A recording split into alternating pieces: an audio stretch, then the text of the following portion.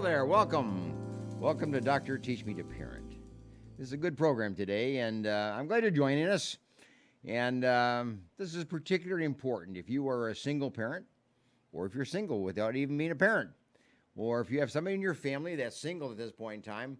We want you to listen today because the topic that I've chosen is single in a world of doubles. And we have Connie Clendenan here with us today. She is the former director of the Valley Teen Ranch. And Connie, welcome. But the interesting thing about Connie is that she not only directed the Valley Teen Ranch for young children and young kids who need a parenting process, a structure in their life. You have something like 2,500 children, grandchildren, and great-grandchildren from that facility that now call you mom. Yes, our grandma. And now you're retired, but we're going to take a look at that. It's what you learn from that and what you can teach us from that and some of the experiences that spin off from that. But here's the quote, Connie, and I want you to comment on it as well, because this is you. You've retired, so this is your quote. People retire, but their ideas and examples don't. Exactly. So comment about that. You've retired, but you're full of ideas of things to be done now again and more. Yes, I still have a purpose in helping people and helping my neighbor, loving my neighbors, and seeing what God has for me at this stage in my life. And I'm in my 7th decade of life. Yeah. But I'm healthy, I'm strong, So you should be doing something more and different and yes, and I never some new doors for and I never know what God's going to have for me next. But I'm never bored. There's always something, and somebody who needs some help or some encouragement. Or it sounds like what you do is kind of keep yourself available. Yes. Keep yourself open. Keep yourself kind of flexible. Keep yourself kind of available for an idea that comes. Yeah, I call it the hammock ministry because I've been working in my backyard and got all kinds of flowers and plants, and it looks beautiful. And I go out there with my phone juiced up and wait to see what is going to happen for that day. Is that right? Who God is going to have call me. Mm-hmm. And it's amazing how God has brought opportunities and thoughts and ideas into my mind in my life, and my life is very full, and I'm very thankful and blessed. Even though you're retired. Yeah, even though I'm retired. Because we get this concept, if you retire, you're not supposed to do anything. I don't know what you're supposed to do, but it sounds to me like you not retire, you just kind of moved over. I did. From a busy life and where you're involved on an 8-hour, 10-hour, 12-hour day to now one that you're just available and you respond as situations come up. Yes, and because I stayed in the same place and have the same phone number and have social media presence, people can find me. People find you, and they do. Yes. And you have a new project coming. You don't have to talk about it necessarily, but you have a new project kind of looking at the idea of the homelessness here in town, and kind of developing a kind of response to that or some kind of an opportunity to reach the homeless people and give them some hope and give them some new direction in their life. Yeah, I read a book. I joined a book club during COVID. So every month we read a book, and it's all online, and we meet people and stuff. And Steph Curry is the one who picks the books, from the Golden State Warriors, which I love basketball. Go Warriors. And so one of the books this year was Troop 6000. And it's about this woman who was homeless with 5 children. And she had a job, and she has capacity. She wasn't on drugs or anything like that. But she became homeless with her kids in a motel in New York City. And so it's her story. And a person from the New York Times heard about it and wrote an article and put it on the front page of the New York Times, and eventually wrote this book, Troop 6000, because this single mom wanted to have Girl Scouts in her motel, in the homeless shelter called the Sleep Inn. And so it was very hard. I mean, there were so many obstacles and so many struggles that she went through in her life with those kids. But eventually, she got a troop started in there, and it was phenomenal what happened with those her children, which there was 4 girls and 1 boy, I think. And then also with other women that were in there with their girls, and they got to go on trips around the area, not like, major out of country trips, but they learned about responsibility, and then they learned about marketing and the cookies, Girl Scout cookies. Sure. So anyhow, I decided that we should have one of those here because we have homeless, we have motels, and we have Girl Scouts. And we have Girl Scouts. So I'm like the connector. So I've met with the leaders, and we've picked a motel over there on Motel Drive, one of the ones the city owns now. And the Girl Scouts has a person that they want to be the troop leader. Because I said, I don't want to be the troop leader. I don't want to take the kids camping, but I'll be the connector. And I'll be the prayer, and I'll be the cheerleader. And if we can get this going, that would be good. So it's in the process. Isn't that beautiful? And we want to start. Story. Yeah. It's a beautiful story in itself, but your story about it is beautiful because here you are retired. You could have just sat in your hammock. Yeah. And done nothing. And read the next book. Yeah, and gone on to the next book, yeah. Or you could take an idea and develop it and implement it.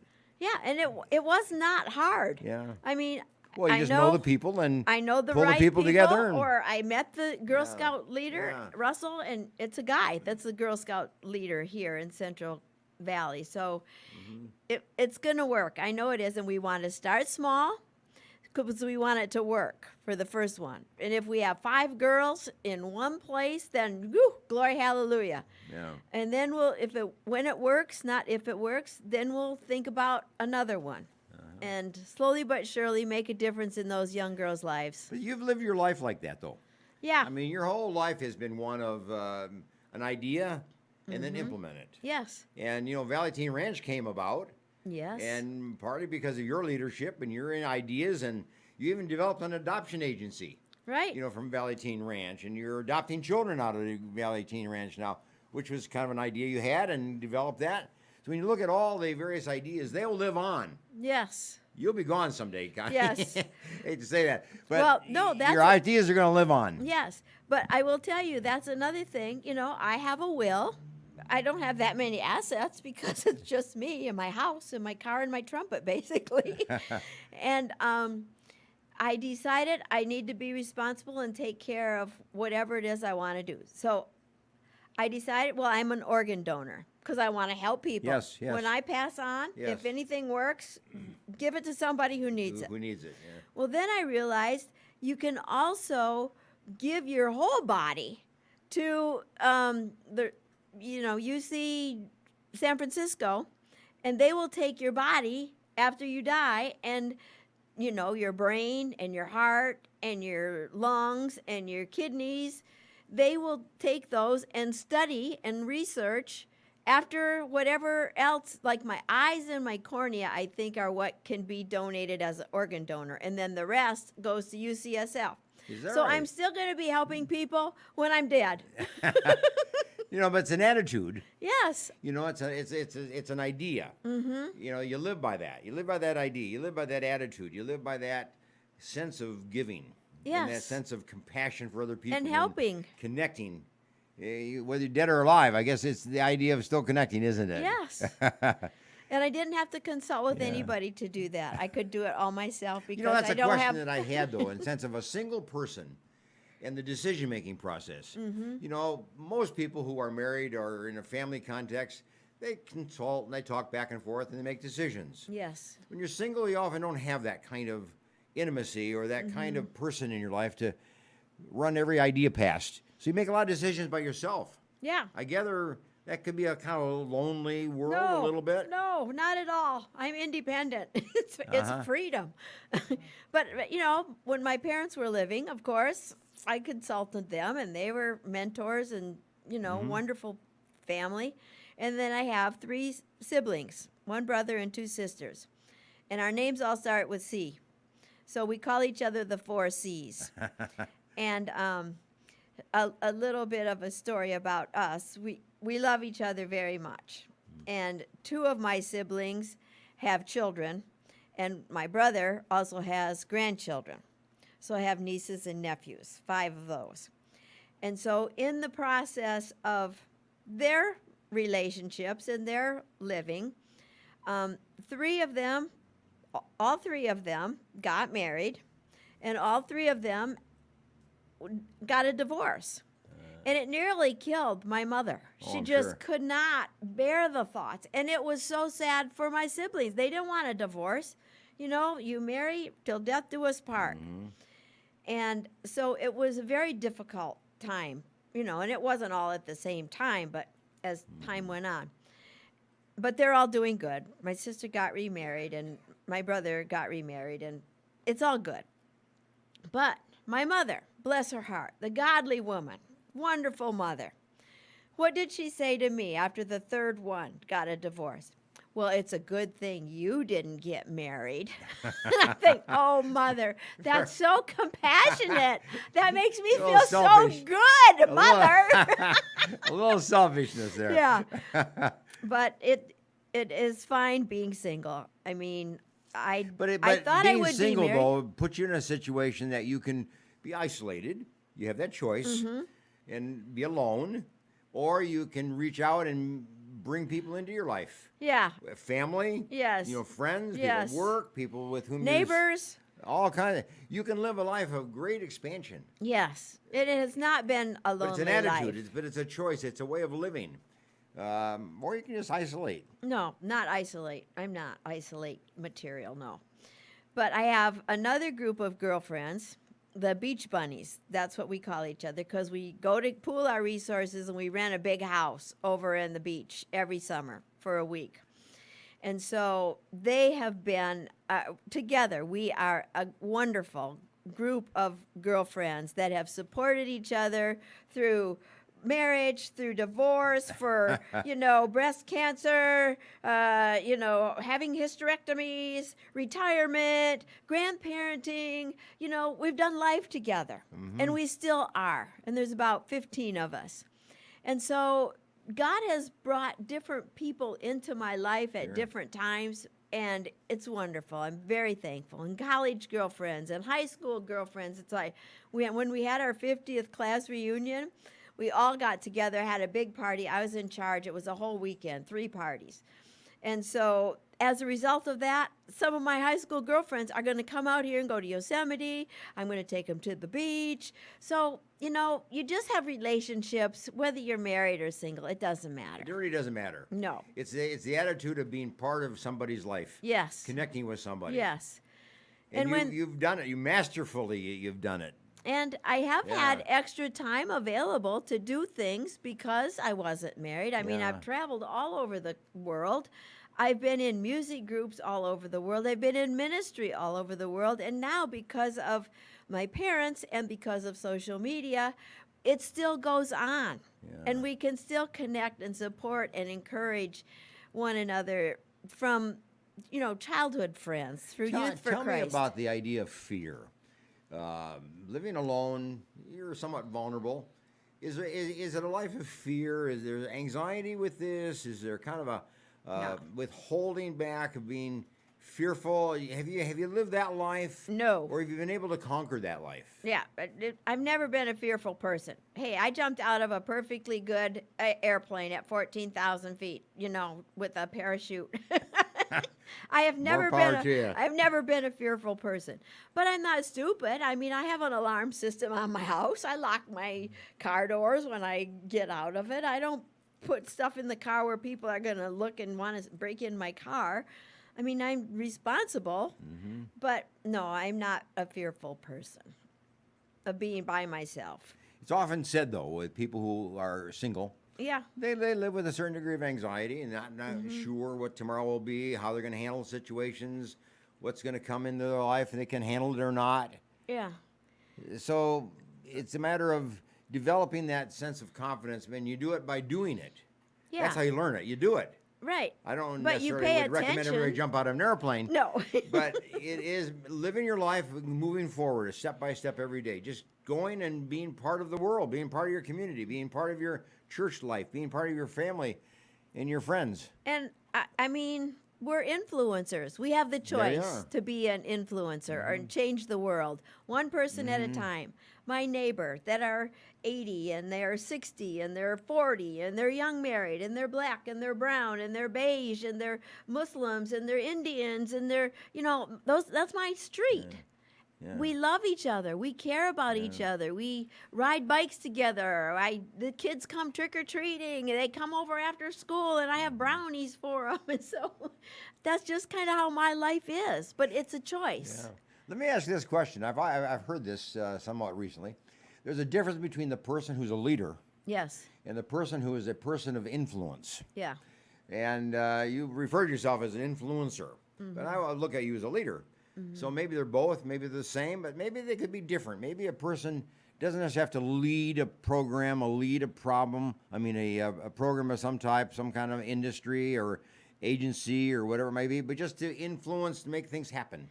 Right. How do and you I separate think that out? I think it has to do, both of those things, a leader and an influencer, have to do with relationships that are built on trust. And so, depending on how large your group is of the Yeah. people that you are having a relationship with and you're trustworthy, then they share with their friends and their friends. And because of the internet, I mean, people from all over the country call me to ask for help on whether to start a group home, expand to foster care, how to help with their child. I mean, Yeah. there's But that's there's- where influence comes in. You may not lead that. You may not Yes. start another group home, right.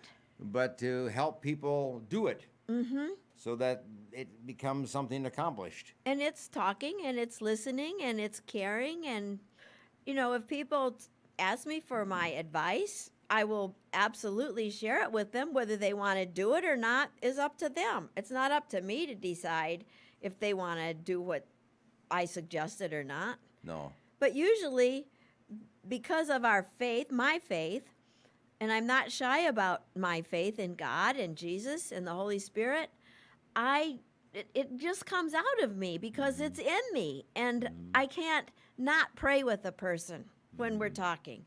But I ask them if they would like to have me pray with them. Nobody's ever said no. Yeah. So how God gives me hope, and I call myself a hope dealer. Whether you say a world changer, an influencer, a leader, I call myself a hope dealer because I have hope inside of me because of who God has made me.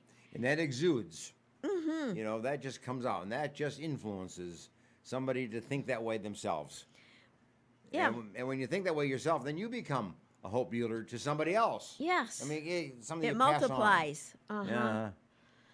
And I'm a part of a new Bible study group because I was, I need to, because of COVID, I thought, let's meet some new people. Let's see what's going on out there. Which, by the way, is a very nice way to deal with isolation. Yeah. And the COVID withdrawal syndrome that we all experience is to disregard it and get out there and meet Right. people. And I go to the well. And so they have this class, 10-week class. Tomorrow is our 5th week, called Foundations. And it's like an on-ramp to starting a life group, they call it, or a small group where a big church, you have small groups. And so we've been studying the power of prayer and fasting and putting on the armor of God and what are the strongholds that the devil tries to get us off track with. And then we share with each other in our group when we meet, and it's pretty awesome. And we all decided, because when we applied to be a part of this group, you can tell what kind of group you want to be in. Do you want to be with young marrieds? Do you want to be with singles? You want to be with old people? You want to be, what is it your group you want to be with? I said, I mixed it up. I don't want to be with all women. I don't want to be with all men.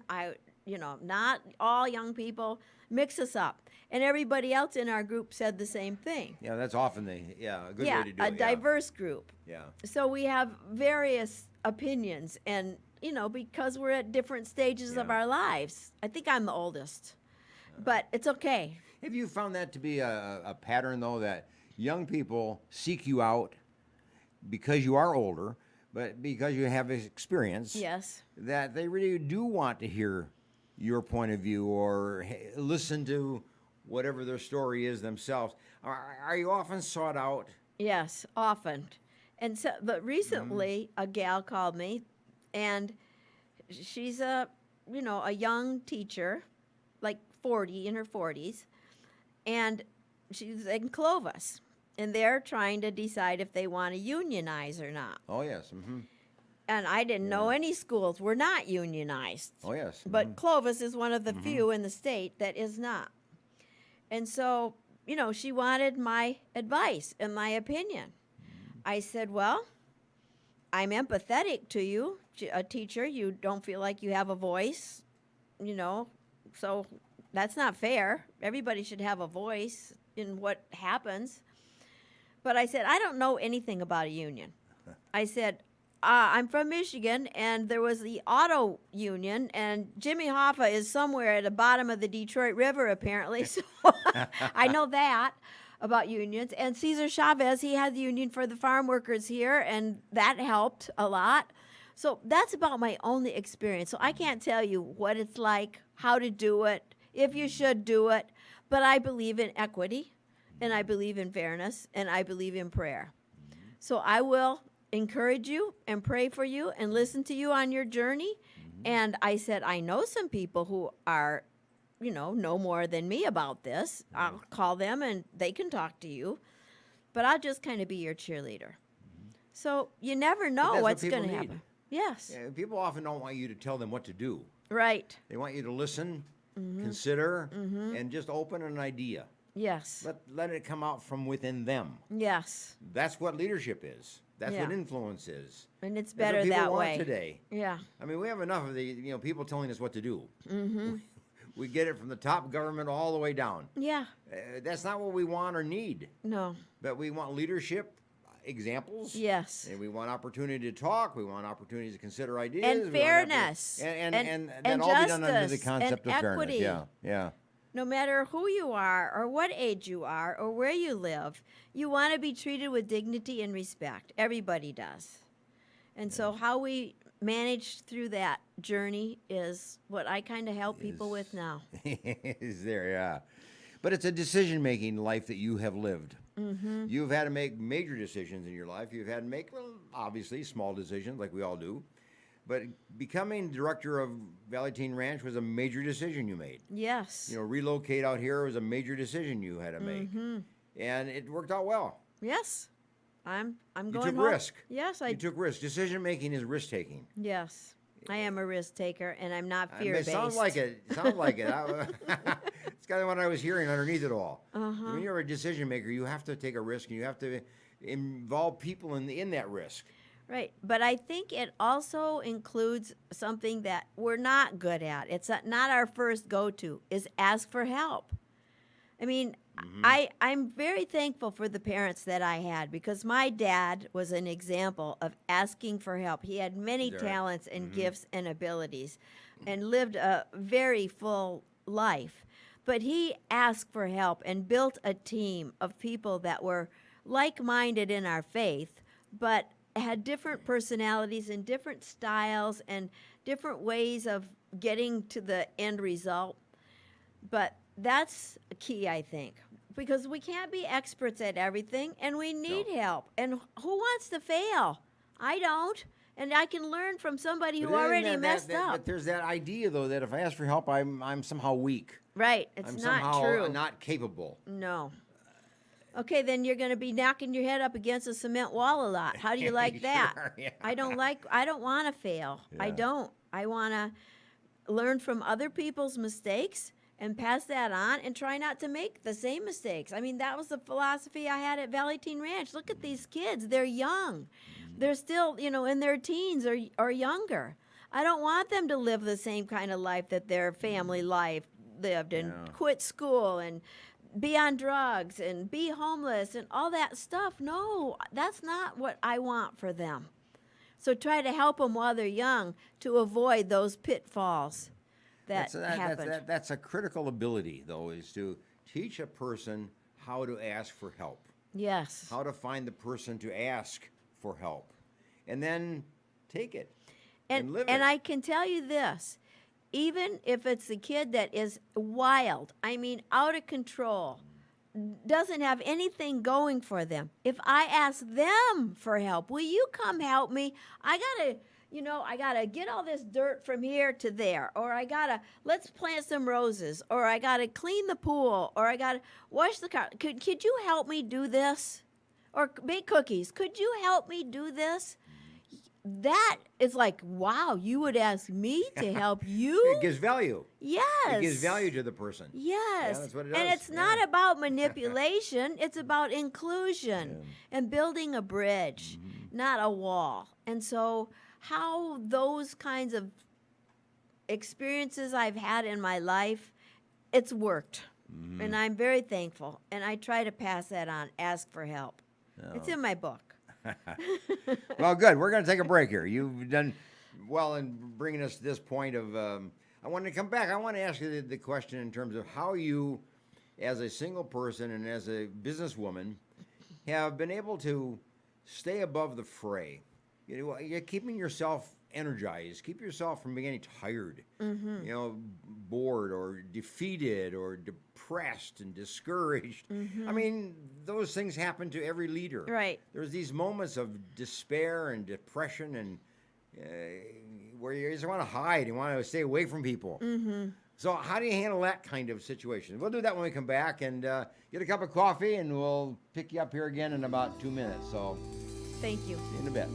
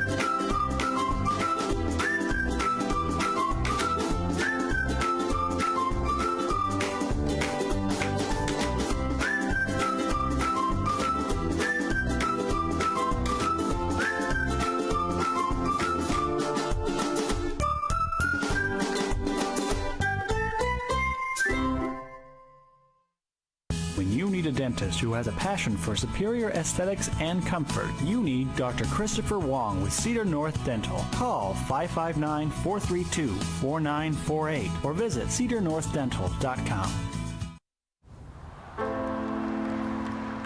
Hey! Try to close the clock. Tanya, come here. At Boys and Girls Clubs, it's not just about trying new things. Kitchen in my hometown. It's not about learning the right steps 4, or making contact. 5, 6, 7, 8. It's not about exploring the future. It's about helping them build it. It's about taking steps to greatness. About making a connection. It's about proving every kid and teen has what it takes. It's about people in our clubs who bring out the greatness in every kid who enters our doors. It's not just about being on stage. It's about walking across it. Great futures start here, and here, and here. Sat7 is a Christian media network that uses uncensored satellite television to broadcast across the Middle East and North Africa, and is also available globally online.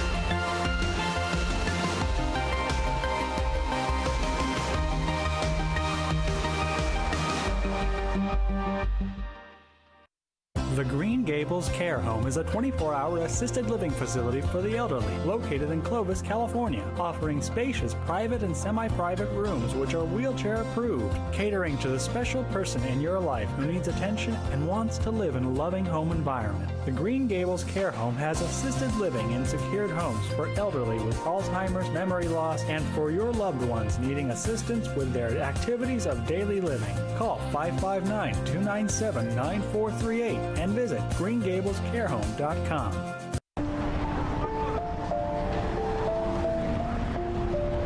Sometimes good intentions hurt rather than help.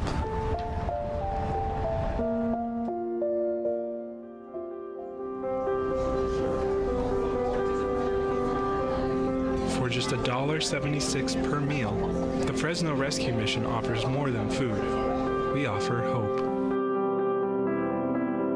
Please donate today. Do you need a locksmith? Layman's Lock and Safe Service and Repair is available for you. 559-228-1805. Gained a lot, learned a lot, and got a lot of love. If it weren't for the knowledge that I had gained from the classes at PCC, I probably wouldn't be the mom I am today. See, there it goes. I would love you to meet my son, Aaron. My situation was very difficult. I didn't know how my life was going to turn out. We graduated in June 2010, and we got married in July. And through family, the Pregnancy Care Center changed our lives. The Pregnancy Care Center was a huge, vital part in helping me walk through that pregnancy, in educating me and loving on me during that time.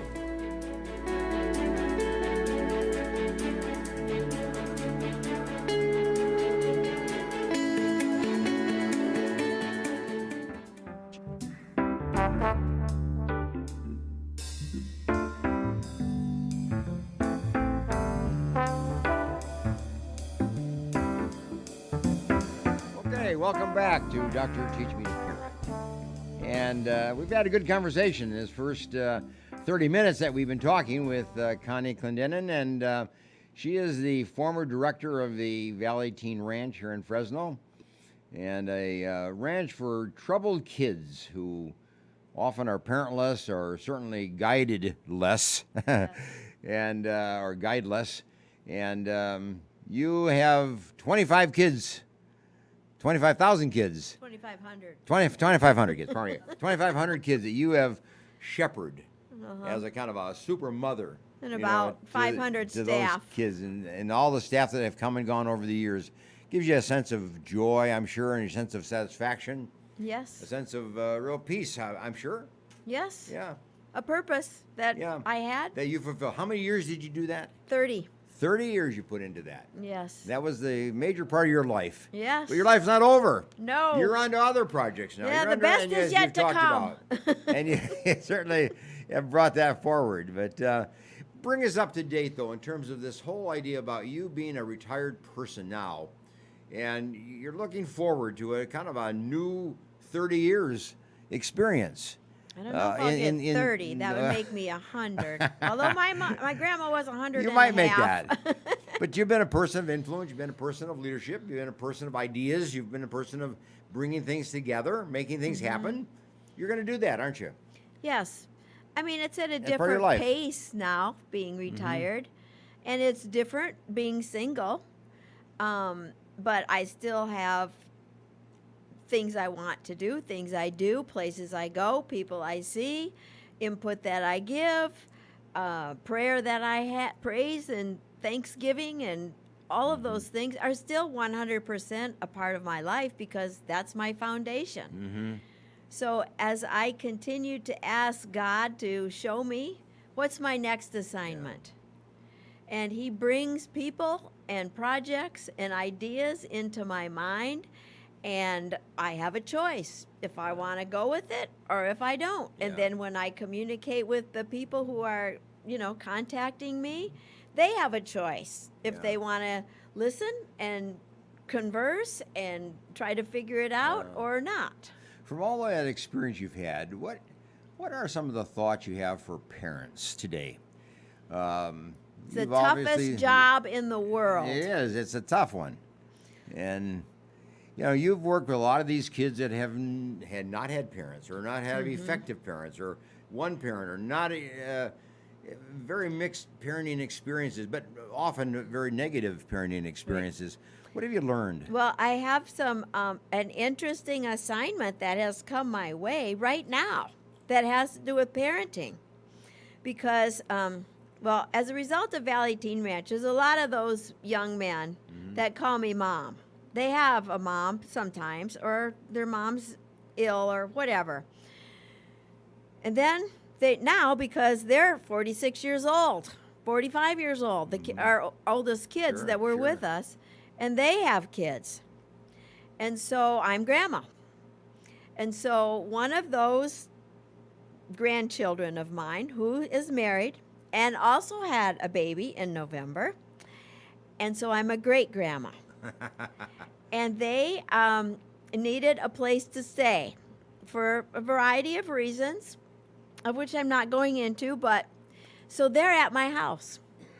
And they are really struggling to find an apartment because there's none available. Just like the housing industry for the homes is not, there's not enough homes available, there's not enough apartments available. And so they were going to have to go to a homeless shelter motel. I said, nope. Come to my house. Grandma's here, and the air conditioner works. There's beds. The washing or dryer works. Come. So they have been living with me for almost 2 weeks so far, and they're on wait lists for 5 places and probably can move within the next month. But the parenting of a 6-month-old. Yes. And I'm not really into babies. I'm more like when they're 10 or, teenagers. That's what I can deal with better. We have a relationship with them. Yeah. Yes, where they can talk and, But this little baby, oh my goodness, she is adorable. And this week she learned to crawl. And now I'm trying to teach her to clap her hands so she can cheer for the Warriors. And it is just such a privilege to be a part of their lives. Dad goes to work every day, and Mom and baby and I are home, and we're cooking and cleaning and buying groceries and making calls to find a place to live. And I'm the written person that's the You're a mentor. You're a mentor. That gal will be a better mother. Yes. Because she mentored under your leadership for a month or 2 months. But it's just natural. It's not a program. It's not a plan. Although I said, now there's a program here. It's called Exceptional Parents Unlimited. Now, if you don't get this right, I'm going to be calling because I have friends over there, and they will do parenting classes because nobody knows how to be a parent. There's not a book to be a parent. But I mean, she's a good parent. Don't get me wrong. But she's young too. And so it's just an opportunity, an assignment. I am just so blessed that I have this time to be able to do this. I'm aware of the lack of training available for young people who become parents and don't know how to be parents. Yes. They've had bad examples in their own life, their own experiences of parenting. So I put together a course online. Good. So that it's available for anybody, anywhere. And it's called Parenting Better. All right. And that's available through Fresno Pacific University. And you go online and you just do this at your own leisure, your own timing. You do it over 6 months or 8 months or 2 months or whatever. And learn to be a parent. Get some parenting skills. Perfect. We're going to do that this weekend. We're going to do it. We're going to go online at my house. There you are. Parenting Better. Thank you. And I recommend it. It's a great program. It's based on my book, Dr. Teach Me to Parent. Yes. So it's you read a couple chapters from the book, you look at a couple of podcasts and a couple of YouTubes, and learn the whole parenting process. And you can do that at your own leisure. So it's been a good course, and I recommend it. Good. And I imagine that's the kind of thing that you would like to see happen with because they're all living these kids with from me. Valley Teen Ranch. They become parents at some point in time. Yes. And where did they learn to be parents? At Valley Teen Ranch, because at the beginning we had house parents that were our primary staff. which was the best because then they got to see them, how they were with their husbands and their wives and how they were with their children. Yeah. And lived with them, just like I'm doing with my kids Yeah, right now. yeah. It's a natural way. I call it, well, one of my former staff used to pray for me that God would do supernatural things naturally through me. And at first I thought, that's Connie, build a boat, like Noah. No, that wasn't how it was. It's ideas and it's thoughts and it's relationships that he brings into my life, then I have an opportunity to influence. It's amazing. Yeah. We often think about parenting from the parent's point of view. Advice to the parent, how to be a parent, how to be a better parent. What about the kids?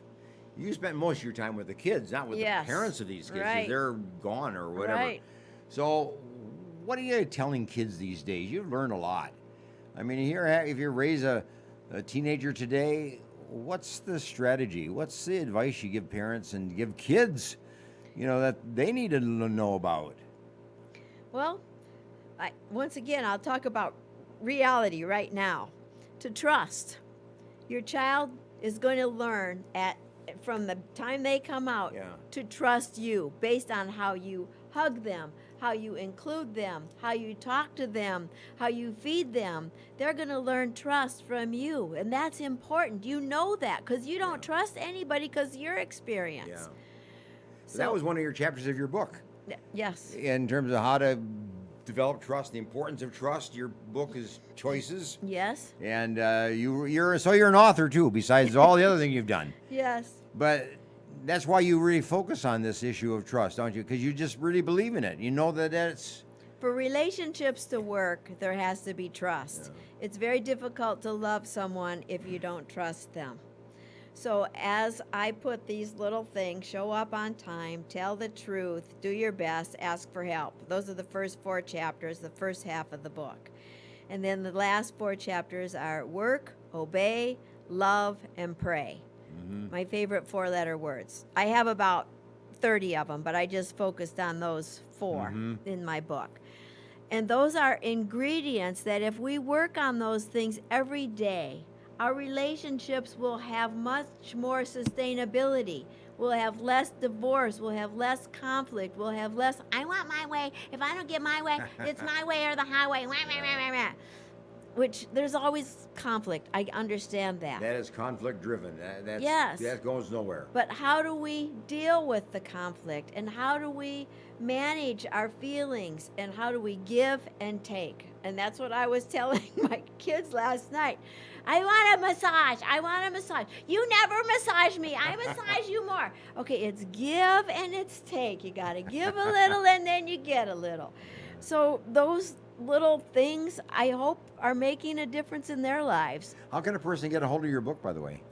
Oh, you can call me, or you can go online at ConnieClendenan.com. It's on the yeah, or screen? you can go to my Facebook page, Connie Ray Clendenan.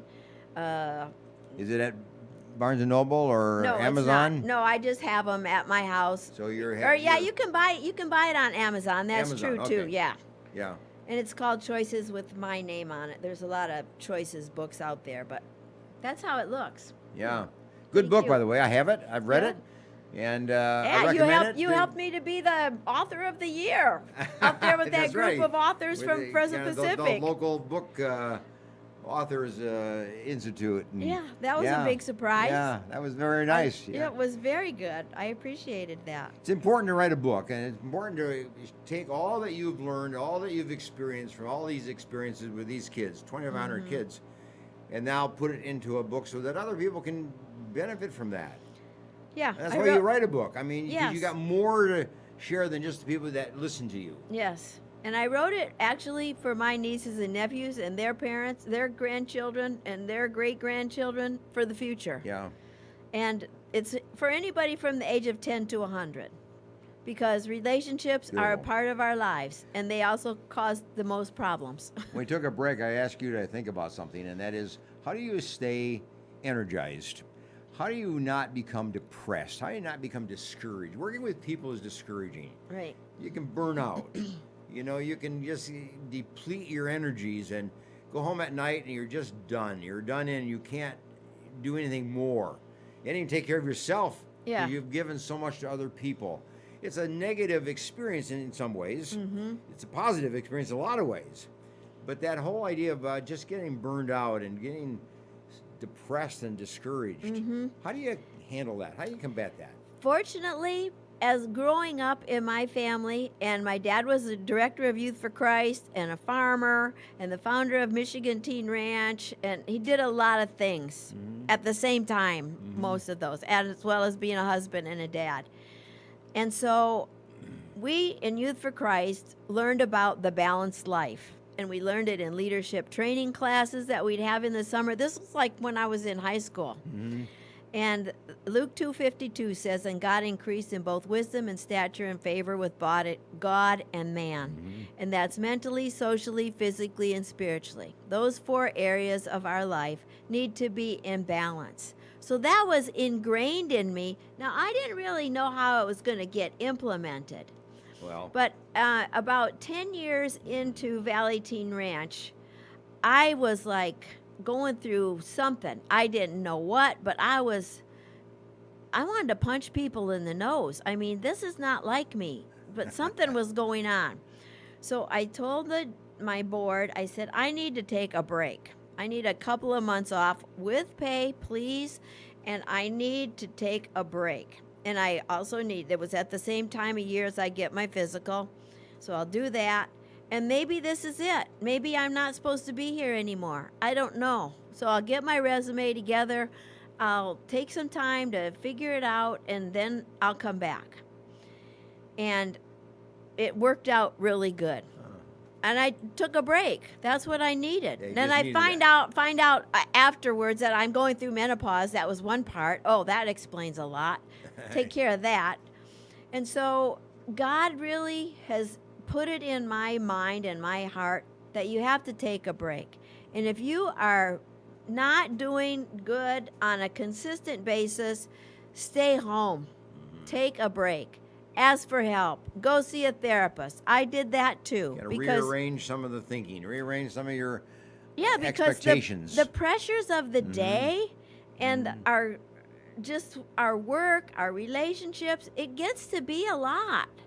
It does. And whether you're, a millionaire or you're looking for your next meal, it doesn't matter. You still have days that aren't good.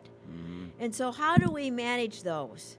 By surrounding ourselves with positive people, first of all, asking for help, having faith in God, going to church, praying, those kind of things help us in our times of joy and in our times of despair. You hit on a very important issue, that when people come to a point of decision making, a point of choice in their life, how do you process that? How do you deal with that time of making a decision, either to continue with what you're doing, or do something different, and just having those times of quietness and let your own brain kind of bring forward ideas and experiences you've had and put it back together again. Well, fortunately, I had parents that taught me a real simple process. And the one I remember, the first that we did this, was where to go to college when I graduated from high school. I'm the firstborn. I knew I was going to go to college, but I didn't know where. So take a piece of paper, put a line down the middle. On the first side, you put all the pluses. On the other side, you put the minuses, because I wanted to go far away. I wanted to get out of that little town I was growing up in, and I wanted to get far away. I wanted to go to the city somewhere. So all these things, but I wanted to go to a Christian college. I knew that. So we found all the ones, and we applied, and I got accepted. But that process of looking at the pluses and the minuses. That was and it applies to relationships too. Point, yeah. Do I want to stay with this guy? Or do I want to be single?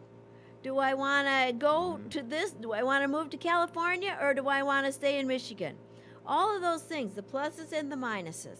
And, you try to have more pluses and pray and ask God, am I seeing this right? Or is there something I'm missing?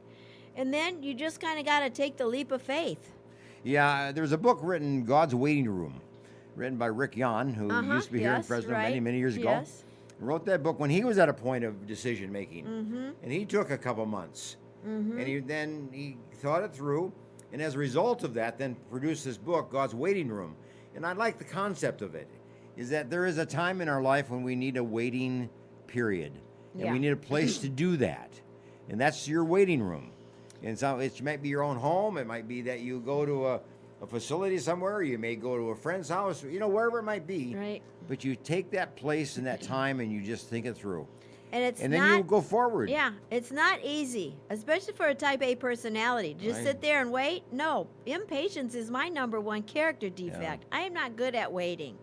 And God is not good at answering everything I want when I want it. That timetable, he always hears, he always answers, but the timing of it, that's what gets me frustrated. And that's what gets many people frustrated. But God's way is best. God's timing is best. We do have to be patient and wait. And you're the one to find that out. Yes. I mean, that's not somebody else's decision to make. No. That's your decision to make. But you have to put yourself at that point of being vulnerable, that point of being open, that point of being, as you say, I may not come back. I may do something different, but I'm going to do something. Yes. And that must have been a changing point in your life. Right. It mean, was. very critical time. Many times that has been the case. Do we build the second house? Do we start foster care? Then do we start adoption? Many of those things were critical times. And I don't know if this is what you wanted me to talk about, but when we started the adoption agency, I wasn't so sure that adoption was the right thing because I equated it to being single. Oh. Now, God decides if I'm going to have a husband or not. Yeah. And if he didn't bring me one that I thought was going to be, I could go till death do us part, I didn't get one. Same with adoption. If you can't have a baby and you're going to go get someone, well, no, God maybe decided that you shouldn't have a baby. Yeah. So I had this little, decision to make, and I had to go through stuff in my head, but I came to the conclusion, these kids are being born, and they don't have anybody that knows Jesus in their life.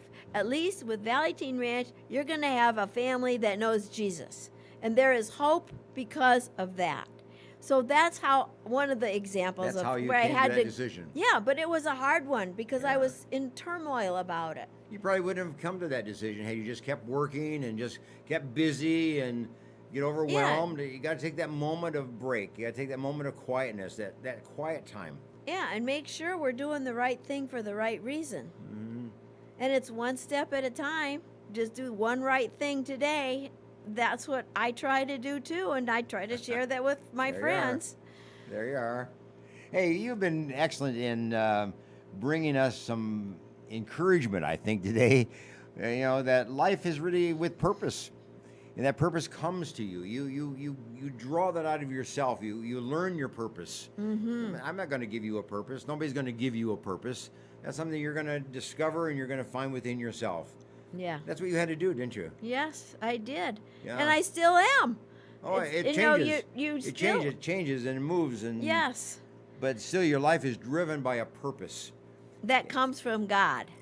And if you just started walking with God, it's going to take a little bit longer to get it figured out. Getting on a bike. You don't just start and go fast. You get on training wheels first, and then you take the training wheels off, and you still have somebody holding on you for a while, and then you can fly.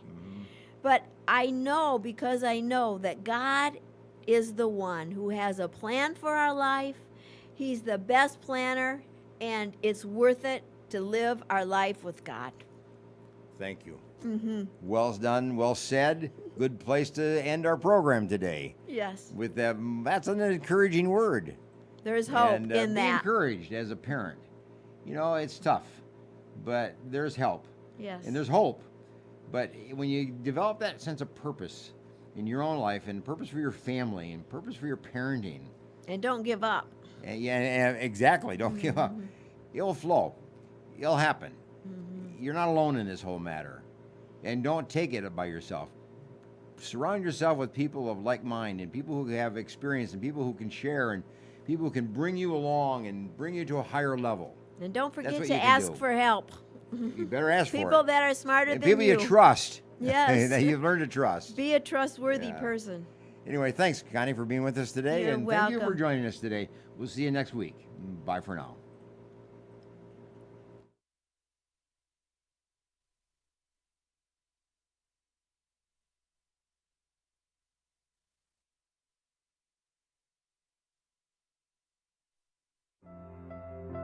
The in-house services we offer here at Total Life Change: anger management, one-on-one biblical counseling. We do a marriage enrichment, codependency and chemical dependency one-on-one counseling. We have a relapse prevention piece. We also do a lot of workshops where we inform and educate people on different topics. There is one-on-one individual sessions, and we also have group therapy that we work in a group. We find that can be so advantageous when you know you're not alone. The key is to call, email, online, and get a hold of one of the receptionists here, and we will do an assessment. We are not here to direct, guide, and force. We're here to meet you where you're at, then direct, then guide, and then give you options to break free.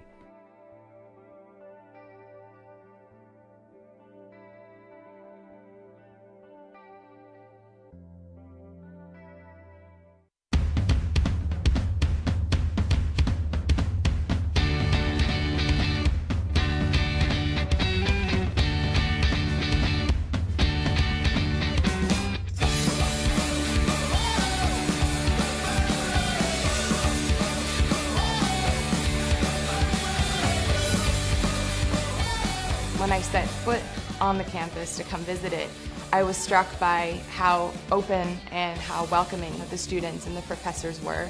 Coming to Gordon was like coming home. I think intentional community is what Jesus modeled with his disciples, and Gordon has really fostered a good place for intentional community to happen. Gordon is a place where you can meet people from all over the world and hear their stories. I meet a lot of different people who are shaping who I am today. Gordon seeks to graduate men and women of character, of leadership, and the world is the place where Gordon students belong. Choosing to go to Gordon was, I think, one of the best decisions I've made in my life. Expect to be changed.